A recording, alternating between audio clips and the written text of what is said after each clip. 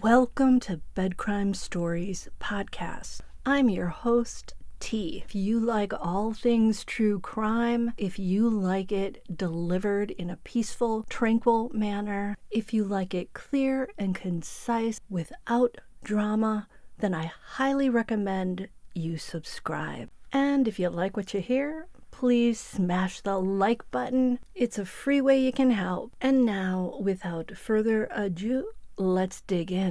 I want to continue with Sebastion Rogers' father, Seth Rogers' interview with Bullhorn Betty. There's still a lot of good stuff here for you to know. Just to clarify, where do you work? I work for Davidson County Sheriff's Office. And what is your job or your job title? Deputy Sheriff, and I work in the Corrections Department. And where were you the night that Sebastian disappeared? At work. And you said you were at a correction center. And so you were at a jail. I was in jail. so you were in jail. And I'm sure there's probably, with it being a jail, it's a very secured area. Oh, yes. I am on camera arriving at 6 p.m. into the garage, which is a secure garage. You have to have badge access to get in or out. Mm-hmm. And then I'm leaving at like 7:30 the next morning. So sorry, people, for anybody who wants to try to blame Seth for Sebastian's disappearance. Seth wasn't anywhere near the Proudfoot home when Sebastian supposedly went missing. I say supposedly because we don't know the exact hour when Sebastian went poof into the ether. Now I want you to listen to what Seth said about Sebastian's least favorite activity. If you had to list Sebastian's favorite activities to his least activities, which would those be? Favorite activities? I think I already know the answer to that, but... Well, again, it really kind of depends on his mood, because here, I'd say his least favorite activity is going to bed, but his favorite activity is sleeping. Interesting. I was rolling the dice on video games and cleaning his room. His room is actually, when they came in on Monday, that he disappeared, they trashed his room. Flipped mattresses over, took sheets and blankets and stuff off of his bed, went through his stuff, and I told them when they came in, I said, listen, his room is probably a mess. Just bear with it.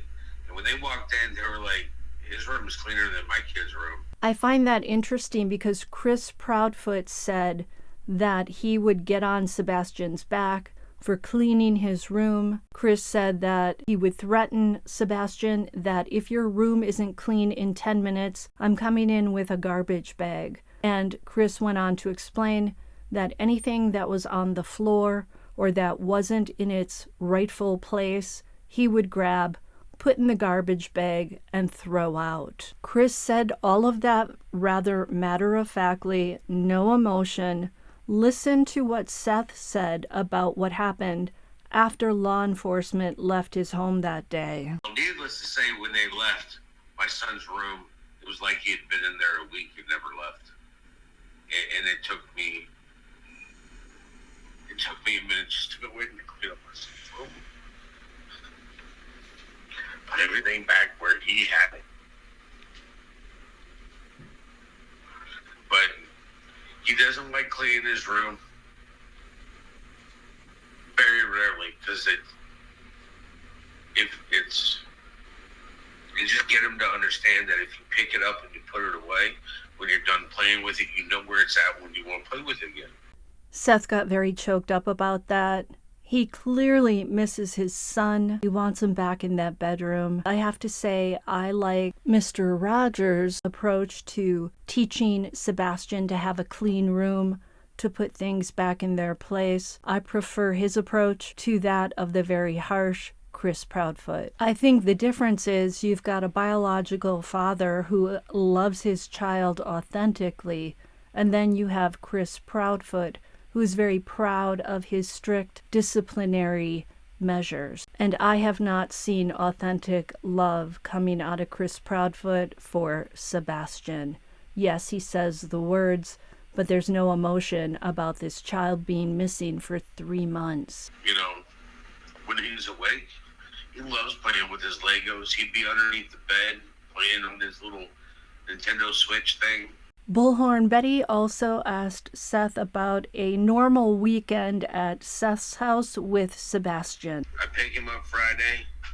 It's depending on traffic, an hour and a half drive to get back up here. Sometimes even longer, depending on what direction we go, depending on how his day went. Sometimes I'll let him pick the route. You know, do you want to take the interstate? Do you want to take the highway? Or do you want to take the back roads? I mean, as after time change, with it not getting dark until after 8 o'clock, time change would take the back roads. There's been times that we've seen a lot of deer and turkey and stuff as we're driving back, which I don't understand that anyways, because he would be playing his video games and not paying attention to the road anyways. But I mean, come back up here, get up here with enough time. If I'd already had everything planned, I'd already have stuff in the back of my truck, tackle boxes, chairs, fishing poles. We'd just go straight on through and head over, go fishing at the high school, or go up to Yellow River, go fishing up there. He always enjoyed that. Pick up some food on the way up, or I'd already have like bread, sliced meat, and cheese to go ahead and make sandwiches. Pick up graham crackers, marshmallows, and chocolate. Making s'mores is always fun. This is a guy who spent hands-on time with his kid, if all this is true. He thought about the activities. He thought about what Sebastian enjoyed. I feel like Seth knows Sebastian a lot better than Katie and Chris Proudfoot, even though Sebastian lived with them full time and spent more of his time with them. Now, maybe this is because Seth is sort of an open book and he's telling us a lot, and Katie and Chris Proudfoot have been very reserved with what they're sharing. I'm just saying I get the impression Seth really knows Sebastian. Betty then asked him a hard question, and that was, what's been the hardest part about dealing with your son's disappearance? Seth took a really long pause. You hear that?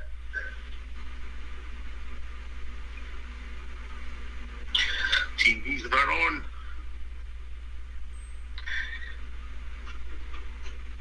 He's not playing video games. Nobody goes in his room. His light's not on. He's not coming to ask me what I'm doing. He's not asking me to play card games. He's not here.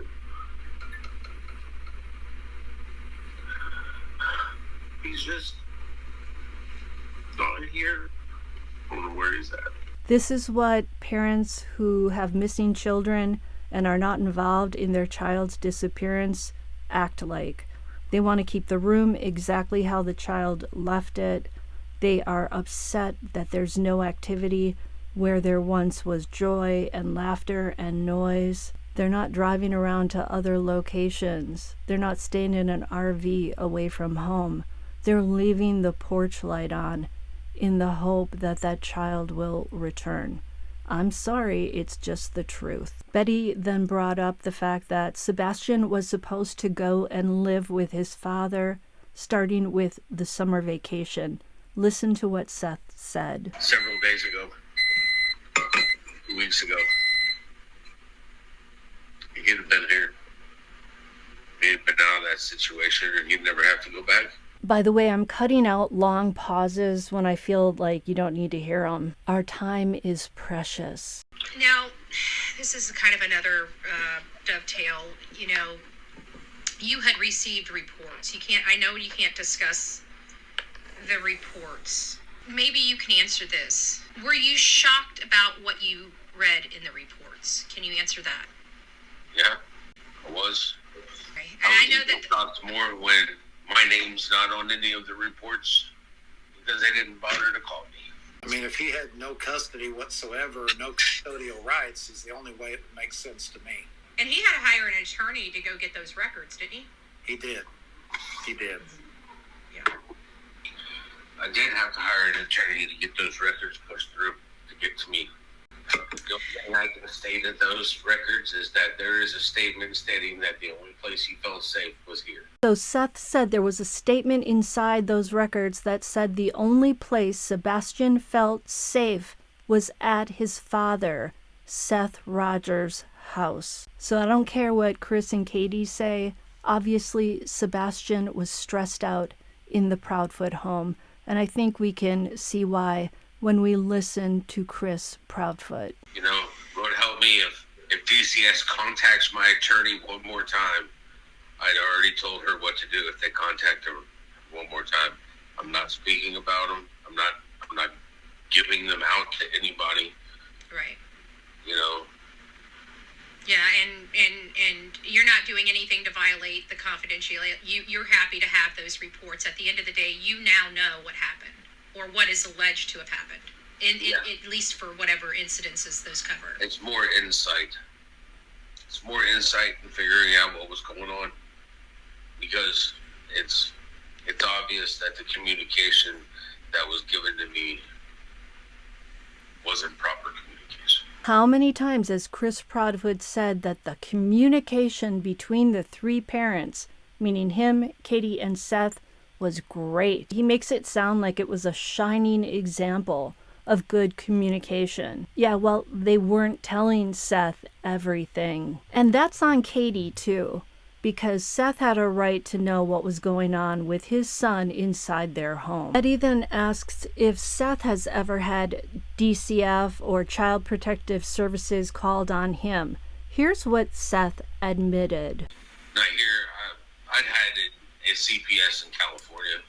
And can you share what that was related to? Or is that... My son went to school and told his teacher that I beat his ass. And when CPS showed up, I was like, I told him to clean his room or I was going to bust his butt. Did you bust his butt? No, he cleaned his room. There was the threat of a butt whooping, you know? And he was like, well, he said that you were going to beat him. And I'm like, wow, okay.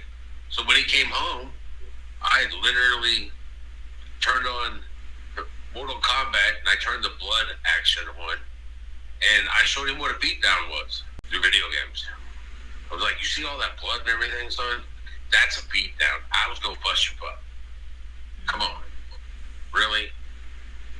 It was like, I'm sorry, Dad. And I'm like, there's no reason to be sorry. It's educate yourself on the verbiage and the words that you use, because you can blow things out of proportion and not even realize what you're doing. So again, what a different approach Seth takes versus Chris. Seth says you don't have to be sorry. This is a chance to learn. Now, maybe Seth is painting himself with rose-colored glasses. We don't know.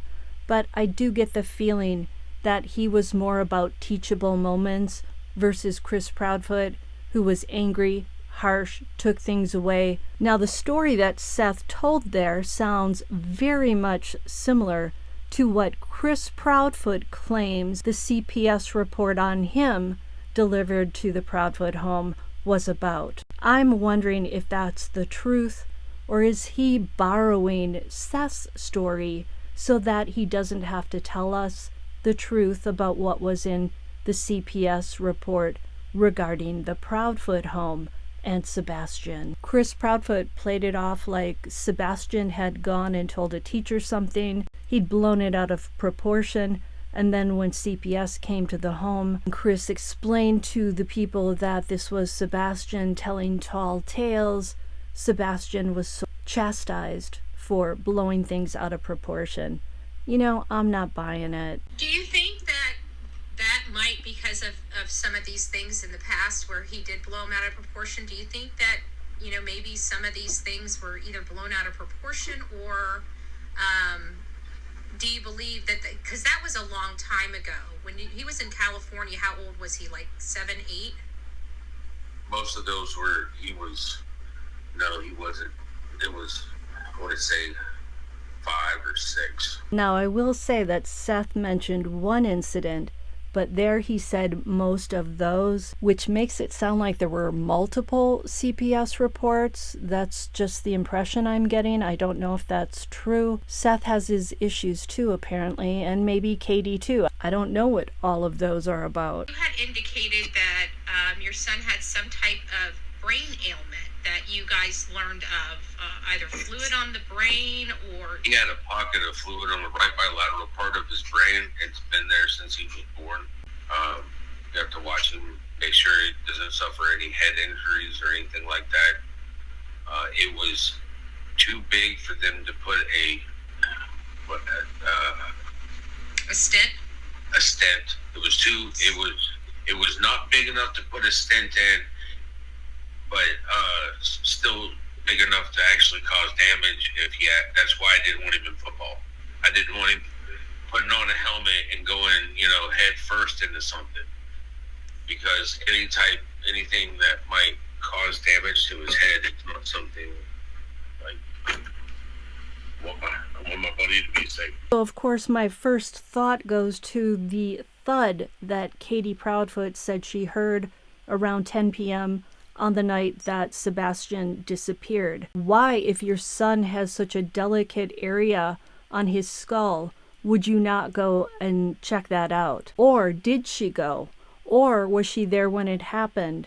And is that why Sebastian is no longer around in Hendersonville? Did he sustain some sort of fatal injury? Was that the thud that she mentioned? Was she leaking truth when she shared that thud? You heard Katie indicate that there was a potential thud coming from his room with the knowledge of his head injury. How does that make you feel? If I had heard it at my house, I'd have been in my son's room to find out what was going on. If I hear any kind of strange noise coming out of his room, wherever room he happened to be in, any room, period, I'm going to go find out what that noise is, verify, see what's going on. The fact that she would say that there was that type of noise and not go check on him, to me, is not proper parenting. Based on your knowledge of your son's behaviors, do you believe he would have left the house in the middle of the night? Different scenarios go through my head. For him to leave and not have his shoes, coat, take his switch or his phone, stuff that I know that he went with him if he was going to run away, no. So Seth's not buying this runaway theory either, and he would know his kid better than we would.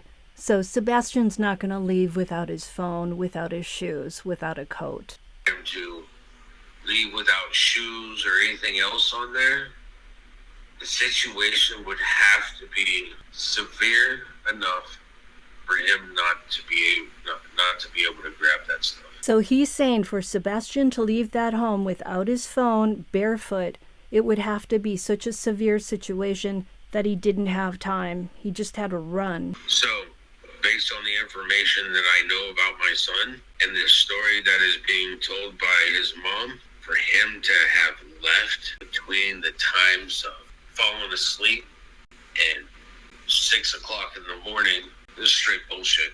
You heard it. Seth believes it's BS. I do too. And she knows that's how I feel about it.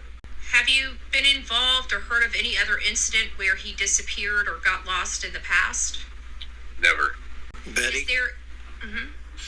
I will tell you that I had a private conversation initially with CP and KP, and I asked them very directly, and I know there's been some contradictions, but I asked them if it was normal for him to just walk out of the house regardless of the time of day, and they both in unison said absolutely not. So that was Tony Mathis, and CP is Chris Proudfoot, and KP is Katie Proudfoot. You probably know that, but just saying. Is there a special spot that Sebastian loved to go? that you're aware of? Up here? Anywhere. There, near their house, near your house? Down there, I don't know. Up here, the park that I've done 2 or 3 interviews at, he loves to play there. He likes to go to the pond over by the high school, which is a 45-minute trip in my truck, and Yellow River, which is clear out in Palmyra.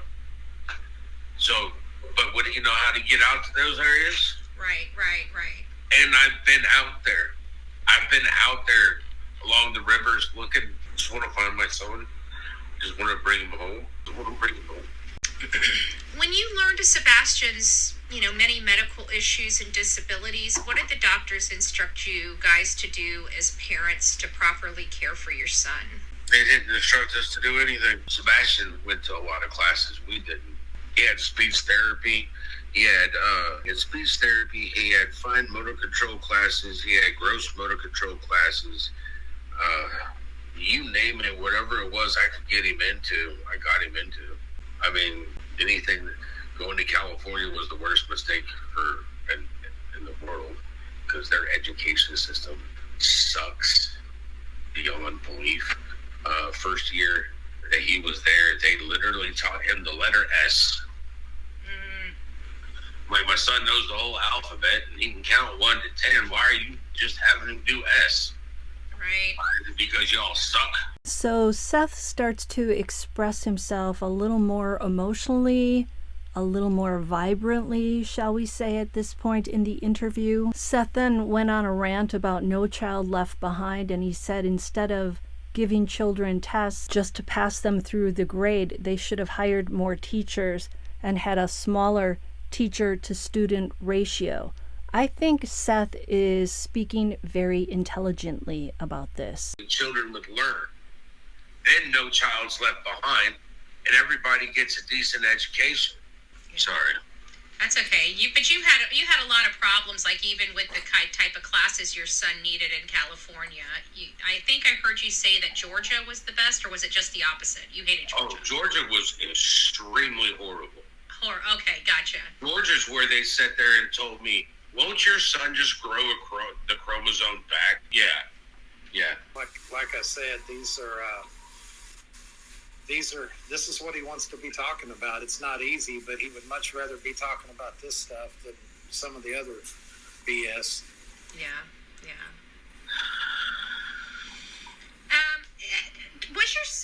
Was he going to be a person that was going to need lifelong assistance? Good chance and possibility.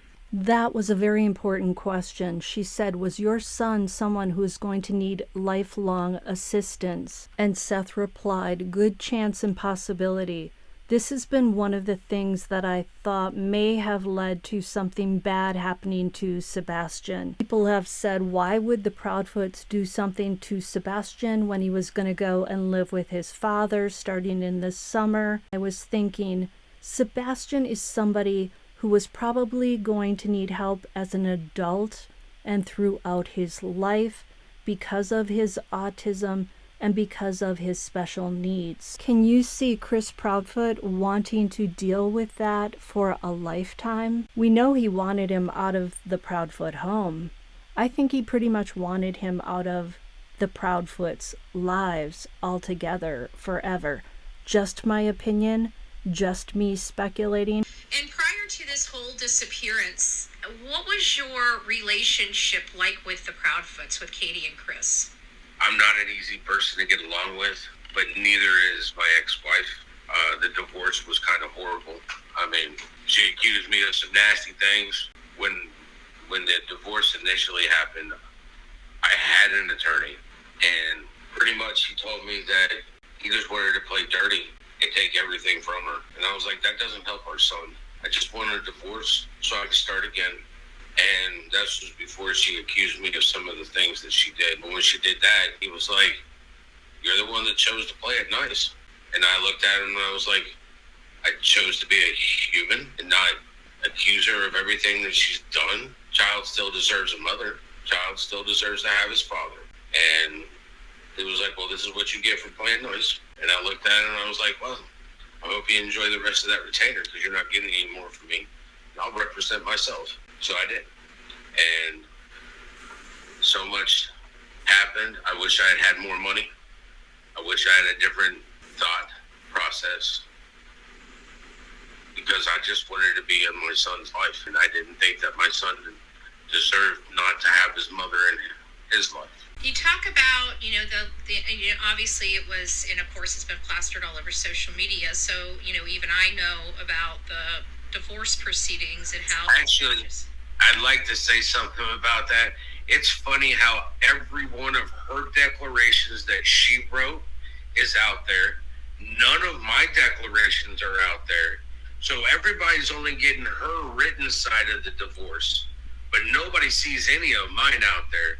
I really think it's funny that that's out there on Reddit, but my stuff isn't out there on Reddit.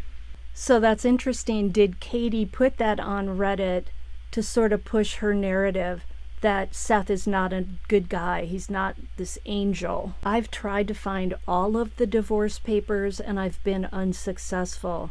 I went into Truth Finder, and it appears that Katie Proudfoot has had her profile removed from there, and I suspect it's because of the stories that came out about the essay that went down in her childhood home at the hands of her mother. I think she probably got a lawyer and told Truth Finder they better remove that now. And that just happened within the past week because I had been there the week before and it was there.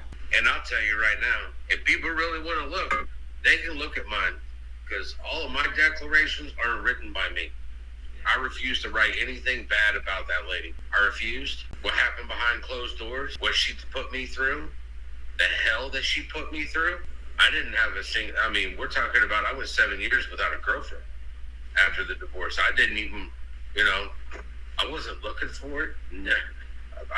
It takes time to heal from trauma, from abuse. And I was good living in my sanctuary, my house. The only person that came into my house was my son. This is the safest place he knew because he felt safe here. Of course, he's going to feel safe in my sanctuary because he had his own little sanctuary here too. Want to know why he slept all the time when he was here? I didn't give him sleep aids. Literally was asked what I did for him to sleep here at my house. And I told law enforcement, hot shower and some sleepy time tea, which is still up there in the cabinet, bought at Walmart. I do it myself so that I can get to sleep a little bit easier. That's it. I don't believe in this medication and stuff that he was taking. I never did. And one of the reasons she divorced me is because I refused to sign off on any type of pharmaceutical medication for my son, because I believed in home remedies. He had ADHD, then give him this. Got into arguments with psychologists at the school. You want to give him a cup of coffee every 2 hours. Well, you want to give him a pill every 4. So clearly they were having arguments about how to treat Sebastian. Should he be medicated or should they use homeopathic solutions, things like coffee to keep him going even though he's a child?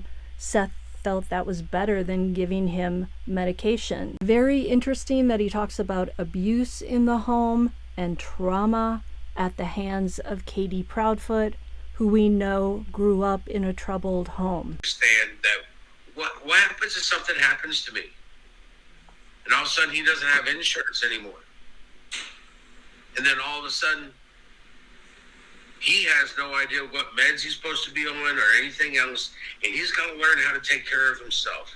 He's got to learn to function on his own without the use of medication. And until he was 8 years old, he wasn't on any medication. I refused that stuff. Didn't have a single problem. Had a structure and routine in the house, and he flourished with that. Now remember, Seth, when he was asked what he thought might have happened to Sebastian, he mentioned that he thought it was possible that Katie may have given Sebastian too much of his sleep medication. So there's another viable possibility. This could be down to an accident. I've always felt that whatever happened to Summer Wells was due to an accident under her mother's watch, when her mother may have been under the influence of something. Could that also be what happened to Sebastian? Was Katie perhaps drinking that night And did she give him too much medication? Clearly, you would want to stay away from law enforcement until you got your alcohol level down. If you were drinking, I'm speculating here, I would imagine a charge for something like that might be manslaughter, and the parent may do time in prison. Neglect is neglect. I'm not saying that's what happened. We are speculating again. Was Katie abusive to you? She had a drinking problem. And when you say abusive, she was active duty Navy. And, you know, their slogan nowadays is, I'm a sailor with a drinking problem instead of being a drinker with a sailing problem. Mic drop moment. Katie had a drinking problem. I don't imagine that this interview is going to go down very well with Katie and Chris. But I am wondering now, does Katie still have a drinking problem? Could she have a drinking problem, and could that be part of why Sebastian went missing? You want to know about emotional, physical, all that? You can check all of those. I mean, I dealt with a lot. Being a stay-at-home dad, and I'm not doing a man's job, and getting told this all the time, that she does a man's job. No, you're not doing a man's job, honey. You're literally an electrician. It's a profession, all right? That profession is not limited by your gender. There's 2 jobs in the world, maybe 3, but a man's job is to protect his family, and a man can impregnate a female. Female is supposed to take care of their children, all right? Very specific gender roles in my life, the way I was raised. Everything else is a profession, all right? I got tired of it. I find that very interesting. So Seth was a stay-at-home father to Sebastian while Katie was off in the Navy. Now she's with Chris Proudfoot, who definitely portrays himself as a manly man. Like, he's the one who wears the pants in the family. He's the one who does most of the talking. And Katie is rather quiet in the background. A very different Katie Proudfoot to what Seth is describing here. And I think part of what Chris didn't like about Sebastian is that he thought Sebastian was a little bit light in the loafers. He liked sushi. He liked fish instead of steak. He loved to dance, but he danced in a very goofy, unique way. That's what they said on another channel. When she asked for the divorce, I was good. I was like, please, I just want to be in my son's life. I ask you something, and I just want to ask you this kind of, because this has kind of unfolded itself like over the last 24 hours. Did Katie file for divorce on February 26th? I have no idea. I'd have to pull out the records and take a look at when she filed for a divorce. Well, somebody is actually saying that it was February 26, 2019, exactly 8 years from the day your son disappeared. 2016. Or 2016. Sorry, yes. I wouldn't know. I'd have to go literally through either through the records, the paper records, or I'd have to go through my emails. If you found out that it was on the date that your son disappeared, what does that mean to you? Seth replied, just another time that she effed my life up. Another day that first one was a divorce, way to destroy the nuclear family. Another one to take the last bit of my family away from me. Good at that. Something I always told my son. There's 2 things in this world that you can do with these. You can either build or you destroy. Be a builder. Don't be a destroyer. That's not gender specific either. That's with everybody. He was going to be a builder. I'm sorry, but this is a genuine personality that we're seeing here. He couldn't just come up with this stuff on the fly to make himself look like a good parent. I think at the core, Seth was a very loving parent to Sebastian, and he tried very hard to teach him good life lessons. At some point after the divorce, the animosity had to have calmed down. It sounded like you guys kind of got into a rhythm, a system, if you will. Sebastian was, going to your house. The weekends, it seemed like you guys weren't having custody disputes. I'll wait for him to get back. I'm sorry. You tried to keep the higher ground. I didn't try. I did. Yeah. You guys were clearly at some point started working together.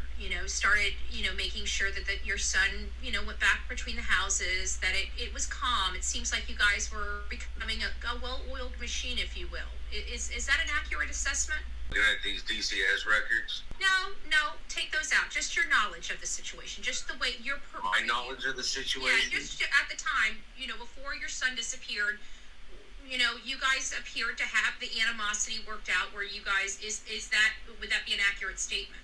Animosity was probably still there. It would raise its ugly head every once in a while. Me, I just tried my best to ignore it. Simple things like, why don't you enforce the same rules that at my house? So on and so forth. And it's like, got in trouble in your house. He got in trouble in your watch. You tell me why he's in trouble, and I will determine if it's severe enough that he will be punished here. But if it's not, I'm not going to continue the punishment. This is a different household. He didn't do his homework. Well, he's going to suffer on that end, but he's going to suffer at your house. He's not going to suffer at mine, because when he was here doing homework during COVID, he did his homework. I didn't have to worry about it. I just don't see the point of him getting to come stay at my house and being in trouble for something he did at your house and being punished at mine. You wanted to visit with him. You didn't want to punish him. I got 2 days with him. Right. And literally, it was, I go pick him up on Friday when he gets out of school at 3 o'clock. I literally get Saturday all day with him and then have to take him back on Sunday. So I'm really getting only one solid day with him. You think I'm going to punish my son? So while Chris is away from home and not with Sebastian, he still wants to get Sebastian out of his home and moved in with his father. Seth, on the other hand, wanted time with Sebastian. He didn't get a lot of it, and he cherished it from what he's saying. He wanted to be with Sebastian.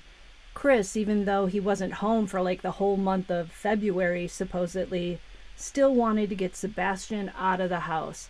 I think that pretty much says it all about how he feels about Sebastian. There is still more to this interview. I'm going to stop it here, let all this information percolate with you, and I will see you next time on Bed Crime Stories. Now, do me a favor, smash that like button if you appreciate me taking the time to cut out all those pauses. I want Seth to learn how to speak with fewer pauses.